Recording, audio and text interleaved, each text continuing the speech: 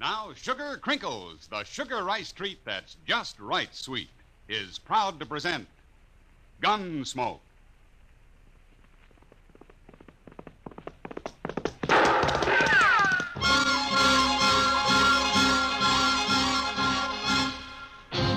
Around Dodge City and in the territory on West, there's just one way to handle the killers and the spoilers, and that's with a U.S. Marshal and the smell of gun smoke.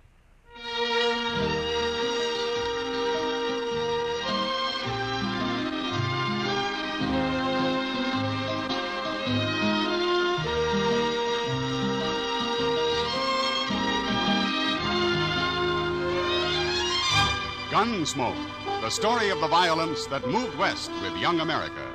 The story of a man who moved with it. Matt Dillon, United States Marshal. Take it easy, Mom. You know your young folks are going to eat when you give them sugar crinkles for breakfast. Yes, boys and girls love sugar crinkles. And no wonder. It's the sugar rice treat that's just right sweet. Makes breakfast more fun than a circus. Now, the reason sugar crinkles suit young folks to a T is this. Some sugar-coated cereals they've tried seem too sweet. Others don't seem sweet enough. But when they dip their first spoonful of sugar crinkles, they've discovered a sugar-coated cereal that's just right sweet. And say, those young folks of yours love to dip into the pack and eat sugar crinkles as a snack, too. So better get several packages. And now, Gunsmoke, starring William Conrad.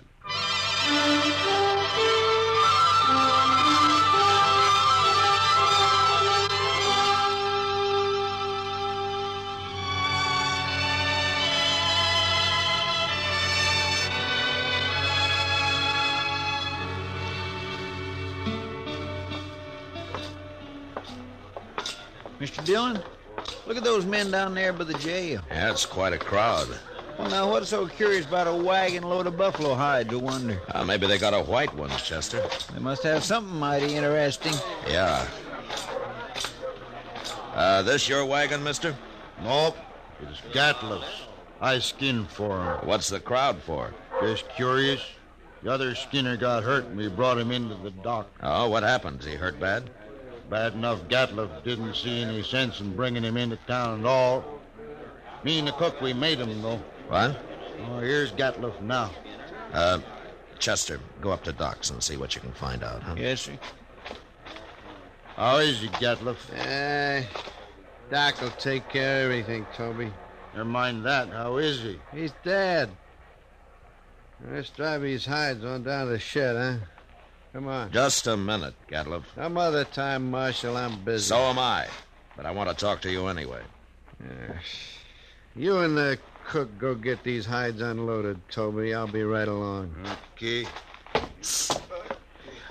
Now, what do you want, Marshal? What happened to your Skinner? Billy? He hurt himself, that's all. He's dead, isn't he? Yeah, he's dead. He got hurt and he died. That's all. When did he get hurt? Last night. Then why didn't you bring him in last night? And them other fellas, the cook and Toby, they figured he was done for anyway. They didn't want to bother, I guess. What happened to him, Gatliff? How did he get hurt? I don't rightly know, Marshal. He was alone in camp, and when we got there, he'd gone and burned himself. Burned? With what? Hot lead, Marshal. Spilled it all over him. Lead for bullets? Yeah, that's it. He was cooking up lead in a fry pan. That was one of Billy's chores to make my bullets. He always was a mite clumsy. He sure messed himself up this time. There must have been a lot of lead. 50, 60 pounds, I reckon. Mr. Gatliff, that man of yours, Doc's all through with him. He said you can bury him now. Oh, no, I ain't paying for no burial. He's just a skinner I hired. I don't even know his last name. You're his boss, aren't you? You brought him in here. He's just a bum who worked for me. Well, of all of me, Hold it, Chester. All right, Gatliff, we'll take care of him. He caused me trouble enough. I don't want to hear no more about him ever. What about the Skinner, Chester? Tell me. Oh, it was terrible, Mr. Dillon. Doc said he don't know how he lived as long as he did. Did he talk to Doc? Oh, goodness knows, the poor fella. How do you suppose it happened, Chester? Why, a hot lead. Had a whole pan full of it, they told me. Yeah, but what man's going to pick up 50 or 60 pounds of molten lead and spill it all over him? Oh, well, I hadn't thought of that. Of course, there's another way it could have happened. How's that? Somebody could have pushed him down into it. Oh, my. Who? I don't know. Gatliff or maybe his Skinner, Toby. I wonder where Toby went. He probably went over to the Alafraganza to drink up his wages. Oh, all right. Chester, go do something about burying that man, huh? Yes, sir. I'll tend to it.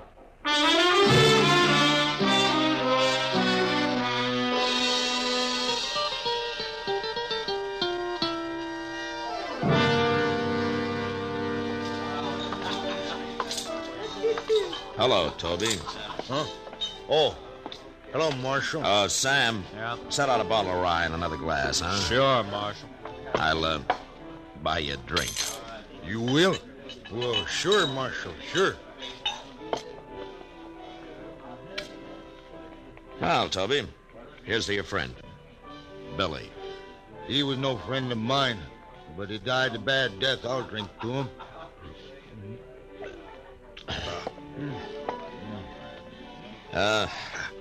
Tell me something, Toby. How did he and Gatliff get on? You notice Gatliff's eyes, Marshal? I did. He's got powder specks shot into them. They look like turkey eggs. Yeah.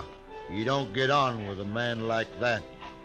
How come I've never seen him in Dodge before? A man's greedy, Marshal. He's downright wicked about money. He figures he can save time, make more money by selling his hides to buyers' agents on the prairie. He gets less out there, but he can kill and sell more that way. Well, he came in with a load of hides today. Just 'cause we made him come in with Billy. Oh. Tell me about the accident, Toby, huh? Well, thanks. Billy was melting lead in a fry pan, and the way I figured, he must have tripped somehow and fallen smack into it. When we rode in, we found him rolling around on the ground. That's all I know. When who rode in? Me and the cook. Well, where was Gatliff? Oh, he went in just ahead of us. How long ahead of you? Not long, maybe 20 minutes. Ah. And then he found Billy first, is that it? Yeah, so he did. I hadn't thought of that before, Marshal. So that's why you've been asking so many questions. Well, I wasn't sure, Toby. But I expect you're telling the truth. The cook would back up your story, imagine. Sure. I'm telling the truth. So that's what happened. Gatliff killed him. He murdered him. Any idea why he would? Sure I do. He killed Billy so he wouldn't have to pay him his wages due. We've been out 4 months. He must have owed Billy $700-800. Uh-huh. Are, you going back out on the prairie with him? I ain't afraid of him. But I'll be sleeping with one eye open from now on. And if you let on you're suspicious, he'll sure try to kill you. Not me. He can do his killing on somebody else. You'll be leaving in the morning, I suppose, huh? About dawn, I reckon, soon as Gatliff hires new Skinner. Uh-huh. Well, the bottle's yours, Toby, and, good luck. Oh, I sure do thank you, Marshal.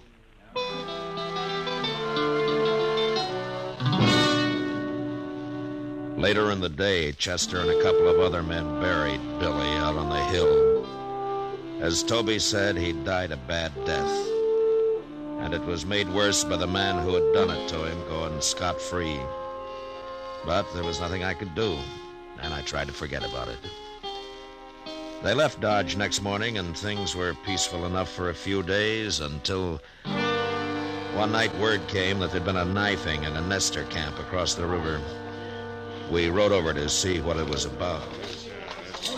He was knifed in the back, Mr. Dillon. Yeah, but nobody saw it happen, Chester. No, sir. Looks like somebody got clean away with murder. Well, here's Yorkie Kelly. How are you, Yorkie? Hello. Oh, what are you doing here, Yorkie? I came looking for berries. It's a good thing I did. Oh? What do you mean? I saw that man get stabbed. What? You did?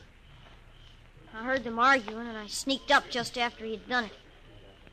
They were all alone. Well, who did it, Yorkie? Did you recognize him? I never saw him before. Well, what did he look like? He was big, dirty looking. He had a buckskin shirt. Yeah. What, anything else? He had funny eyes, Marshal. They had spots in them. Oh. Chester? Gatliff. Well, how in the world could you ever sneak up close enough to see his eyes, Yorkie? I lived with the Arapahoes. Yeah. By golly, that's right. You know who did it, Marshal? Well, I do now, Yorkie. Thanks to you. I hope you catch him. I gotta get back. Moss Grimmett's waiting for me. So long, Yorkie. I guess it was Gatliff, all right, Mr. Dillon.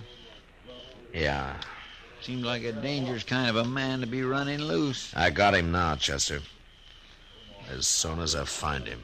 Oh, I hope so, Mr. Dillon. I certainly do hope so.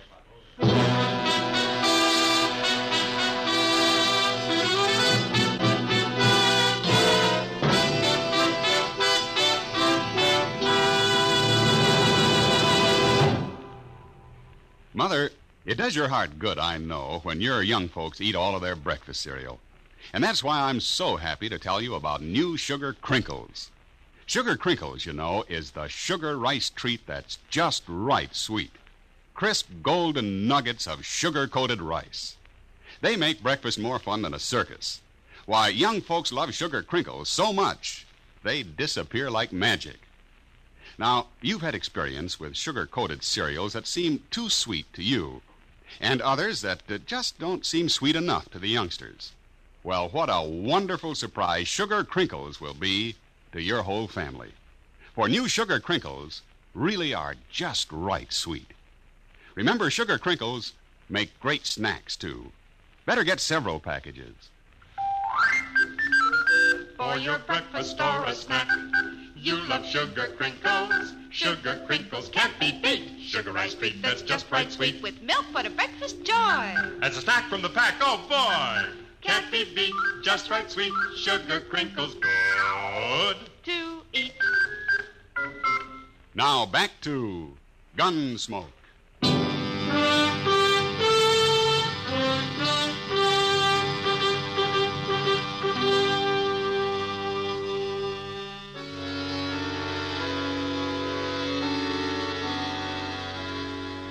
Since Gatliff would figure nobody had seen him, it wasn't likely that he'd run. And anyway, there wasn't much sense in trying to track him down in the dark.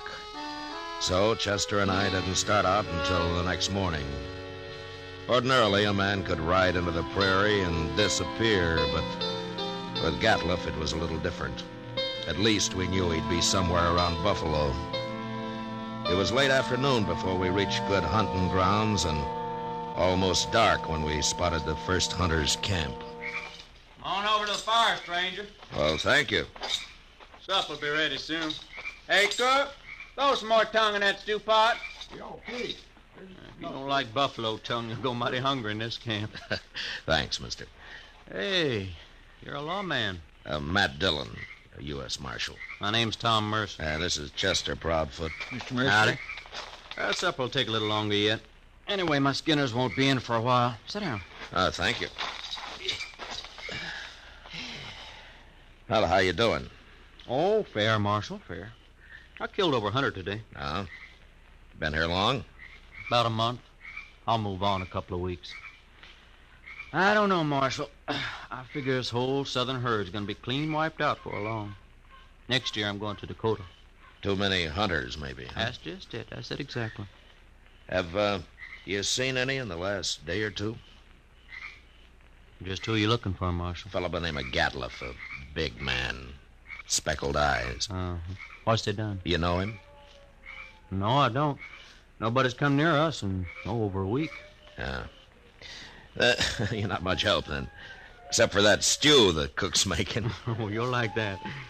We're having dried apples, too. I mighty near could eat a buffalo raw, the entire beast. Hey, you must be part Injun. Well, no, I seen one of them eat a whole liver raw. Aw. Yes, he got propped up against a tree and ate every bit of it. And then went sound asleep right there in the sun. He was sure some sight. Heard you ever get that close to an Indian? Oh, Indians ain't always bad. No, that's true. But they're going to get real hungry when the herd's gone. That's so, Marshal. That's surely so. That's what makes 'em mad. Well, don't you think that's reason enough? Fella told me a couple of weeks ago he run into a bunch west of here. They was looking for scalps, all right, too. Oh, hey, here comes my skinners. Now we can get outside of some of that stew. Fine.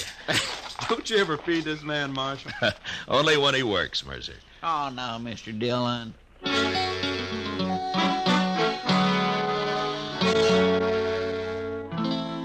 We spent the night in Tom Mercer's camp, and at dawn, just after breakfast, we said goodbye and rode on west.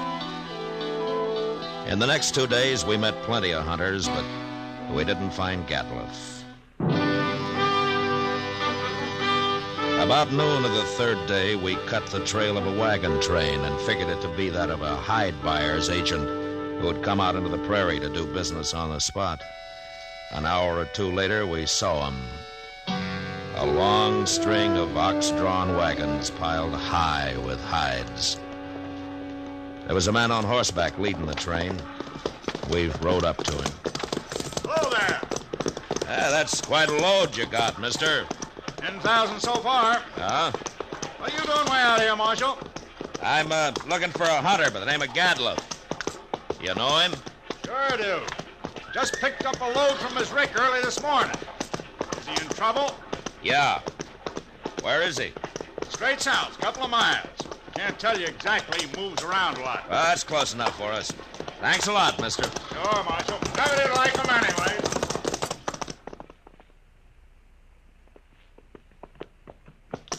There's an empty rick. That must be it. Yeah. But he's moved his camp. Not far, if it was just this morning. Chester. What's that out there? Where at? It looks like a man. Come on. Fella.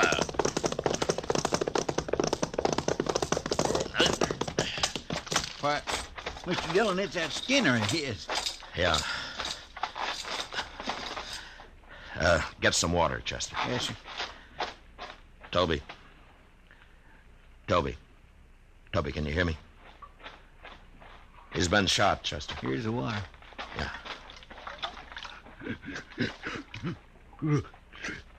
Toby, it's Marshal Dillon. Give me a drink. Yeah, here.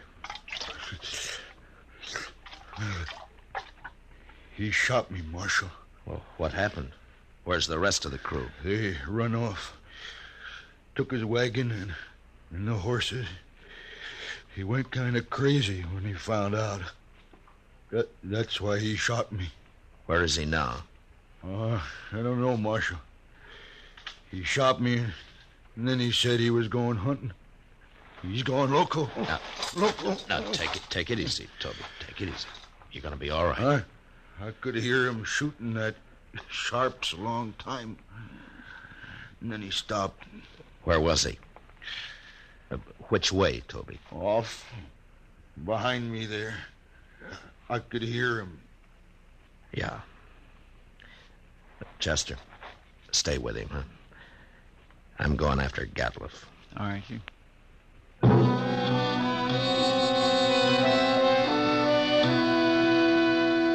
Off in the direction Toby had indicated, there lay a large, isolated hollow surrounded by low ridges.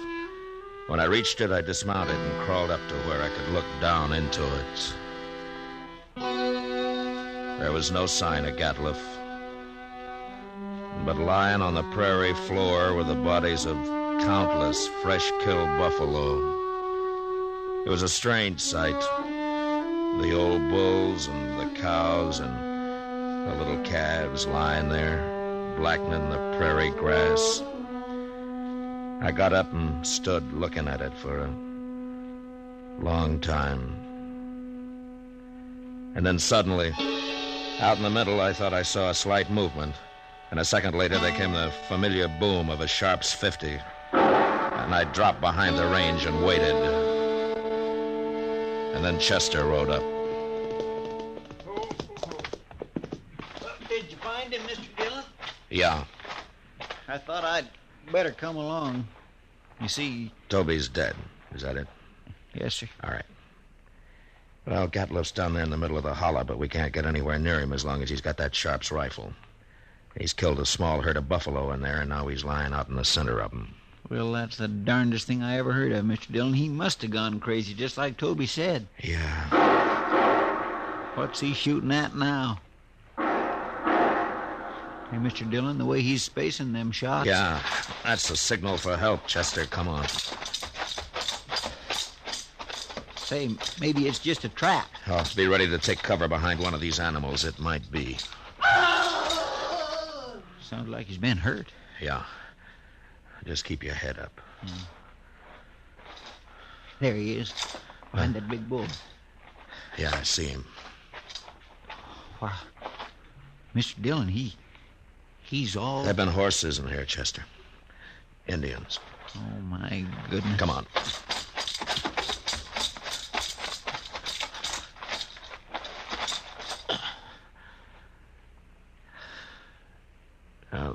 That was his last effort, Chester. He's dead now. Mr. Dillon, that's awful. Yeah. Come on, Chester. Let's get out of here.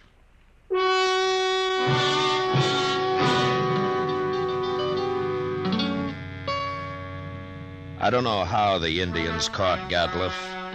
He'd gone a little mad, and maybe that made it easy for him. But they'd finally got themselves a buffalo hunter.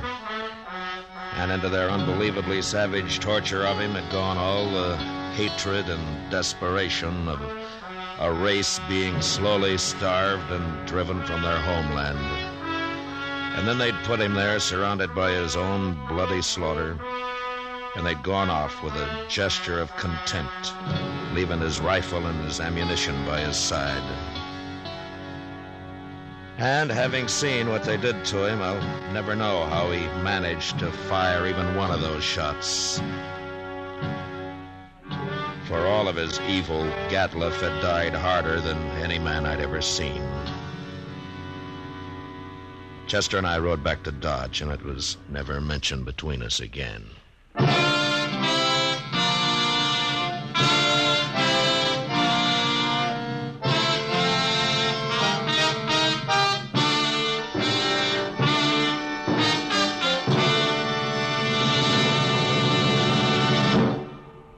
In just a moment, we'll tell you about next week's adventure on Gunsmoke.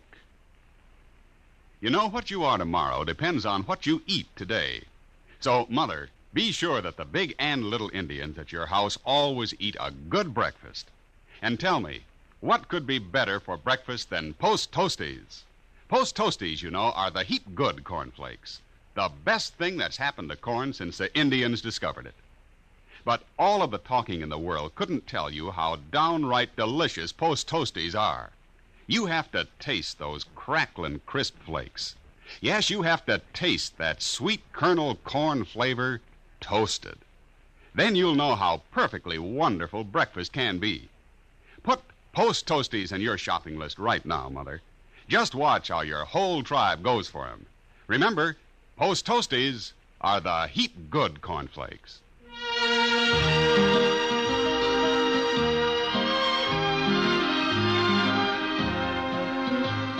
Gunsmoke, under the direction of Norman Macdonnell, stars William Conrad as Matt Dillon, U.S. Marshal. Tonight's story was written especially for Gunsmoke by John Meston, with music composed and conducted by Rex Corey. Featured in the cast were Tom Tully, John Daner, Richard Beals, Jack Edwards, and Louis Jean Height. Parley Baer is Chester. Ken Peters speaking. Join us again next week as Matt Dillon, U.S. Marshal, meets a killer at a stage station during his fight to bring law and order out of the wild violence of the West in Gunsmoke.